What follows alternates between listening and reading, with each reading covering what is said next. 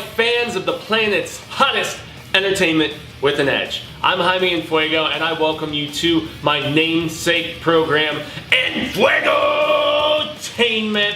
That's right, peeps. So very happy to have you here as I continue my, it's basically the journey through the galaxy to the 9th episode of the Star Wars saga. That's right, and I have been going and will continue to, month by month, on the 24th of every month, do a different Star Wars film in the chronological order. So in the month of January, on the 24th, I did The Phantom Menace, and you can find that review up right now. But here, being the month of February, and the 24th, may the 4th be with you, the Force be with you, and all that jazz and whatnot, I find myself watching Attack of the Clones. Now, this is a very funny film because of the fact that a lot of people, especially prequelists, who champion the fact that they're not as bad as a lot of people make them out to be, which I don't know if I would go as far as to put myself in that camp, but especially upon these rewatch of the first two at least,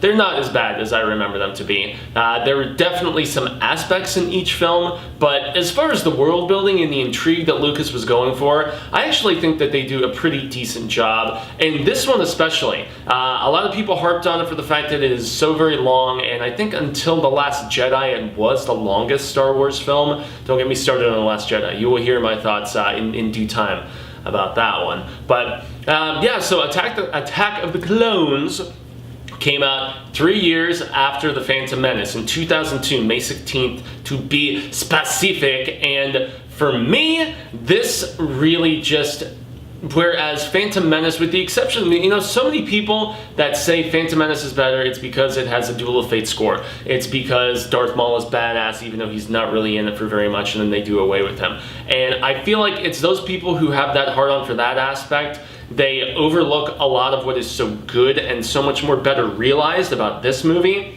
The effects are 100 times better in this, and especially for the sheer fact that, you know, Lucas was moving everything to digital, and, you know, but even beyond that, the fact that we're not dealing with like a little youngster runt Anakin Skywalker. Now, granted, we're dealing with the bratty Annie, who, you know, it's 10 years later, you know, he's still got the hots for Padme and all this different stuff, but I like this film a lot better than The Phantom Menace, especially upon rewatch. Now, if you had asked me a few years ago, or maybe even upon release, I don't know if I would have necessarily said that, but upon just watching it tonight, I like this a lot better than The Phantom Menace. I really do. I definitely don't love it, but in any event, we always go through the Bueno, the Malo, and the Feo here on Enfuegotainment, and so gotta say that yeah, I see a lot of Bueno, more so than I even remembered, in Hayden Christensen's portrayal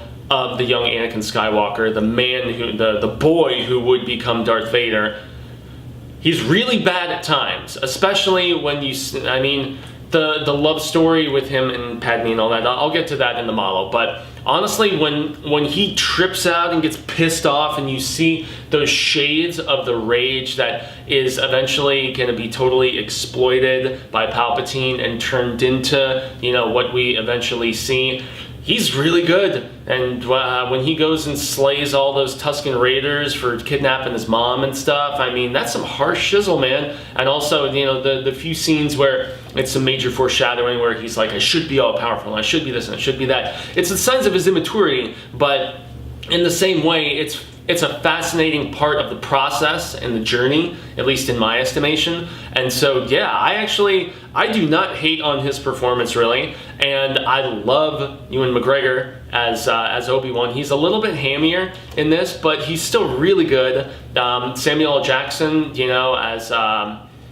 Mace Windu is given a little bit more to do in this, which I especially appreciate. And in the big fight at the end, he gets to decapitate somebody that's like, oh yeah, he's going in the bad motherfucker mode, man. Yeah, it's pretty cool. And so that's another thing that I will say. The film is way too long. We will definitely get to that in the Malo, or maybe even the Ugly. But It looks so much better, and there's some really cool action beats. I do like the chase of the assassins that happens early on, because Padme is, basically, story-wise, it's 10 years later. There is major political unrest. You have these separatists, and they're trying to get this droid army together, and then for whatever reason, unbeknownst to the rest of, the Senate and the Jedi Council and everything, there is a clone army that on a planet that has been taken off of the map, presumably by another Jedi of some sort, there is a clone army that is being built, and so there is like this big clash of separatists and their droids versus, the rest of the Senate and, the Republic, basically, and the clone army that they so conveniently have being built for them that they're unbeknownst to. Think somebody with their own nefarious plans is the one actually behind it? Yeah, probably, but you get to that eventually. And so, at the same time, to ward off the would-be assassins and everything, you get Boba Fett's Papa Bear! Yeah, Jango Fett. And I like the Jango Fett stuff in this. I think it's pretty dope, and you find out that he is actually the DNA that they're using to build this clone army. I like that plot point. I think it's pretty dope. But, you still don't really know who is totally behind this, because the name of the Jedi who set the plans in motion has been dead for years, as Obi-Wan finds out when he goes to investigate. And so, where they're tracking would-be assassins and, all the flying around on Coruscant, I think that looks really good. I like a lot of the fights in this.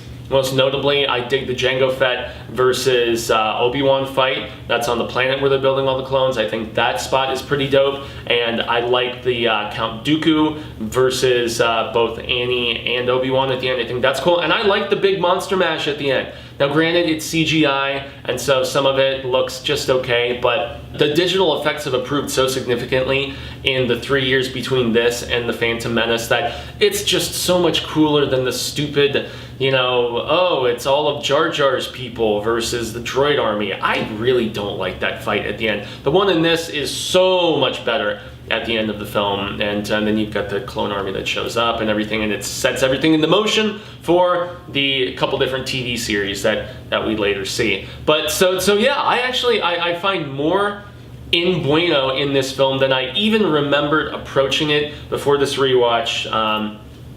Obviously, I have to shift into the MALO being the fact that it's way too long of a film, and it really, really drags in the middle. And it drags where Obi-Wan is doing all of this investigationary work. He's trying to track down this planet that was taken off the map, and then in turn, after he finds the planet that's taken off the map, he goes after Jango and his kid, which is the Boba Fett clone that turns into the iconic character that we know and love. And yeah, check out my shirt. My shirt's dope. Love this shirt. Akira for the win, represent, but also Boba Fett and his slave one right here.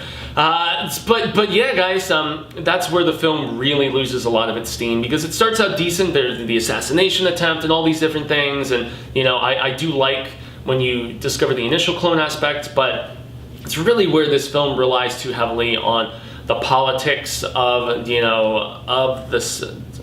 of all of these affiliated planets and everything, everything aside from the Outer Rim, I guess. And so that's where it's just, I don't know, the love story stuff is like probably what I will save for Feo, because like I laughed out loud at one particular bit. But yeah, it's too long. It does rely too much on the digital effects. Like pretty much everything is green screen, which is what made especially The Force Awakens so much of a pleasant surprise, was the fact that they were going back so much to practical. Now we do end up on Tatooine at one particular point, and that is a cool beat. I do like that part.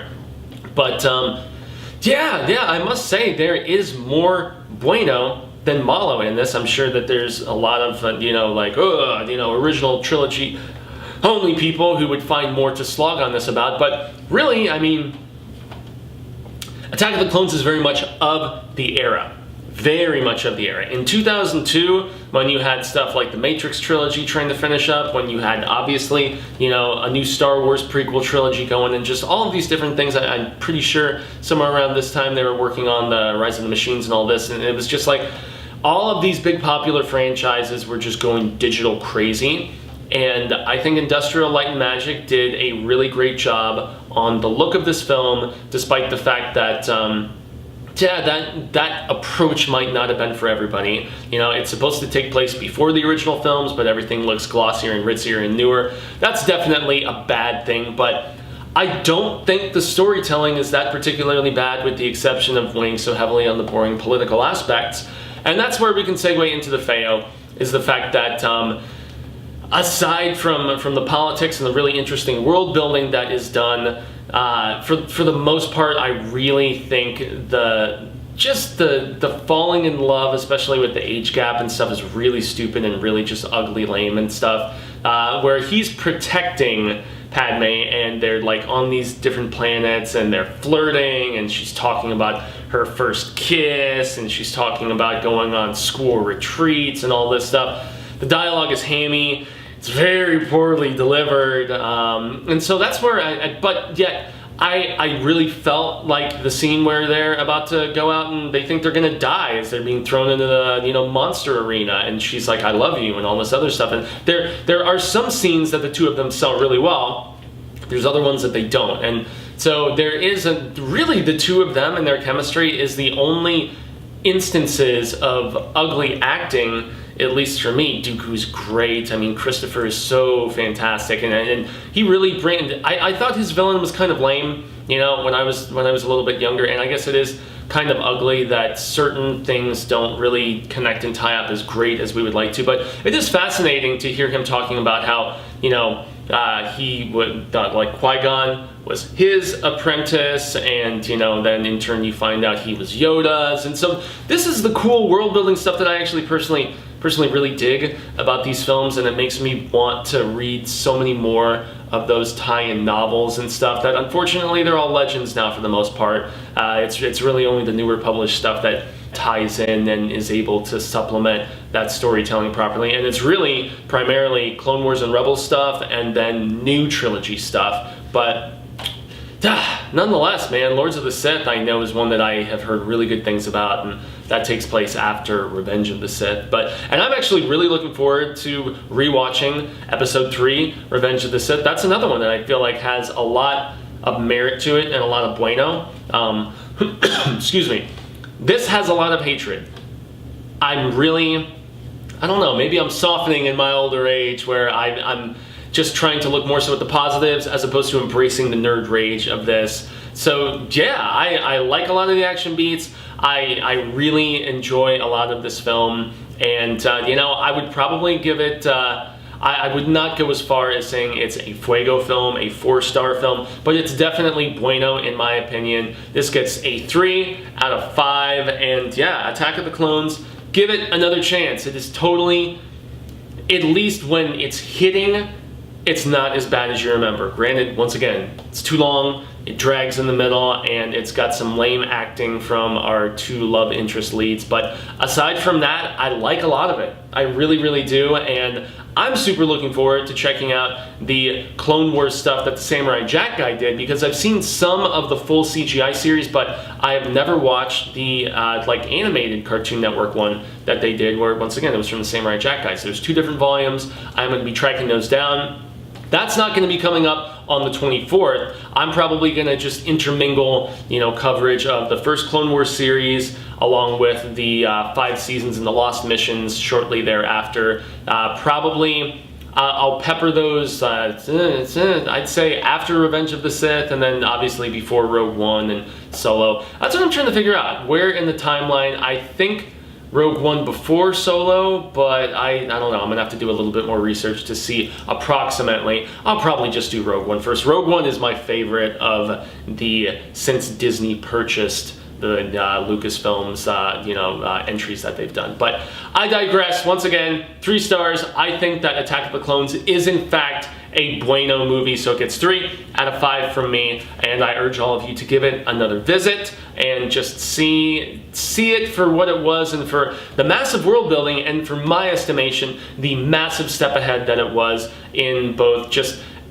whereas the first film, I really felt Episode 1 was for kids. I mean, look how young Anakin Skywalker is, and just all of that in the pod races. Yeah, it's fine, I guess, but this does feel more like a young adult approach. It's still PG. It wasn't until the next one that we got into PG-13 territory with Star Wars, but personally for me, this is a more matured entry, and obviously when we get a little bit more mature, we tend to get a little bit more overblown with things, which this film is definitely guilty for, but I actually can say that I like it. So, I've been Jaime En Fuego. You can find me on all social media sectors like Twitter, Instagram, Facebook, YouTube, which is where you're watching me right now. On the 24th of next month is when you will find my review of the Clone Wars, and then in April is when I'm going to be doing Revenge of the Sith. So that is going to be fun, so you have that to look forward to. And that's going to be the Clone Wars film. And in the meantime, I'm going to start on, the Samurai Jack series, as I mentioned, and also do some work into the Clone Wars television series, which I think still streams on Netflix, if I'm not mistaken. But if you want something besides the galaxy far, far away, you can always find me on The Horror Show 2, sometimes 3 times every single day, talking about all things spooktacular. We do trailer reactions, we do film reviews, we do convention coverage. Yeah, lots of fun. We're in Mad Monster this weekend in Charlotte, which is very exciting, doing the official press and the AV for them. Gearing up for the Phoenix Film Festival and the International Horror and Sci-Fi Film Festival in April, Phoenix Comic-Con in May, Texas Frightmare. Man, it's going to be a very exciting next few months for us. So I hope that you will be tuning in, and like, share, subscribe, ring the bell so you get all the notifications. Supremely appreciated. And until the wheel of the cinema reel comes around once more, I say hasta luego, Cinemigos, but I am hopeful that we get to reconnect sooner rather than later. And until then, may the Force be with you.